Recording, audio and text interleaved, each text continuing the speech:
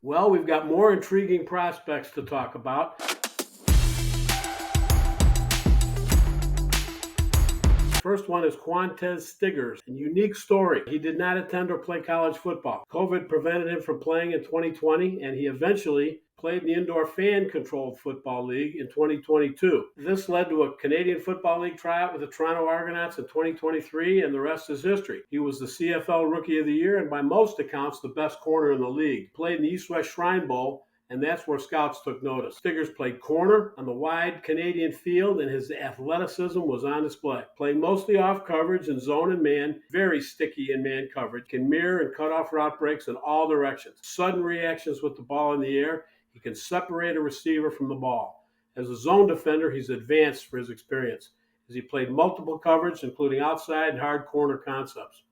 As a hard corner, he was adept at balancing high-low routes and getting underneath the intermediate route.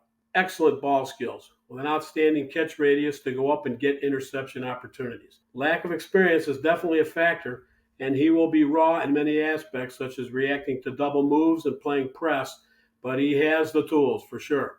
If drafted, he will be the first player since Eric Swan in 1991 not to attend college and get drafted. Okay, the next intriguing prospect we've got is NC State linebacker Payton Wilson. And the question here is, what do you do with a player who has some outstanding traits, but also some major issues to consider? Payton Wilson is that player. He's an instinctive and athletic off-the-ball linebacker with elite stopwatch speed for the position. This shows with incredible ability to chase backside across the field and burst into tackle. He played both in the box and as an overhang player. Excellent cover linebacker. He gets depth in his drops, reads the quarterback, and stresses the throwing lane. He's quick to plant and drive with the ball in the air. He has speed and loose hips to cover backs and inside receivers up the field with mirror ability to stay in phase throughout the route. He's also adept at blitzing, both off the edge and hitting an inside gap. Speed can be seen with his burst to close on a quarterback. He has a slender upper body. His overall length is below average with a short wingspan. This is normally a major downgrade in the NFL, but it hasn't affected his tackling, as he seldom misses. Still, tackling an NFL back in the open field will be more of a challenge. And he does give up some yards after contact, and he's not consistently strong taking on blocks. The medical situation will also be an issue, as he has had an ACL and shoulder surgeries in his time, several surgeries. He's been healthy the last 2 years. Some team with the right scheme will find a way to use this unique skill set. He has 3-down potential for the right team.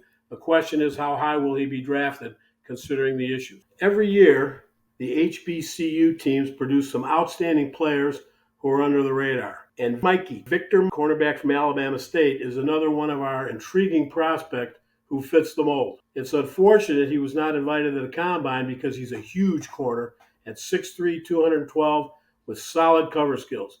He had an interesting journey starting at Ventura Community College. He transferred to UNLV and then Alabama State. He finished his career making a positive impression at the Hula and East-West Shrine Bowl. He improved each step along the way. He might not have elite speed, but his length gives him an advantage working against bigger receivers. He's smooth, he's athletic, and he's got excellent reactions, along with flashing ability to physically reroute receivers off the ball. He's at his best as a zone defender with vision to balance routes and read the quarterback. Excellent plant and drive with the ball in the air. He's made some big hits separating receivers from the ball. His length creates a catch radius that allows him to attack the catch point and win most 50-50 battles. Like a lot of big corners, there's some hip tightness, but his position versatility should help him, as he can be a fit as a big nickel in most schemes. But his combination of size and athletic profile should get him drafted. Another HBCU player that is one of our intriguing prospects and was also an unfortunate combine snub is edge defender Sundiata Anderson from Grambling State. He's not the biggest at 240, but has solid height and length at 6'3.5". Three-time All-SWAC player that played from a 2 and 3-point stance, usually in a wide 9 alignment. He has a slender frame, but plays bigger than he is with, and he has room to grow. He's quick at the snap, and he turns his quickness into power while engaging offensive tackles.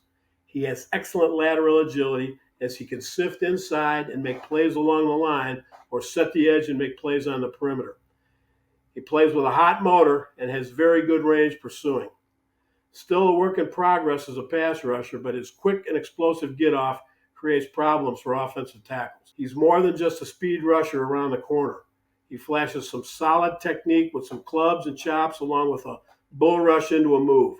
He had an outstanding showing and really raised eyes at the East-West Shrine Bowl, putting him in the conversation as a mid to late round draft pick. He could fit as a rotational pass rusher early and develop into a solid 3-4 outside linebacker as he develops.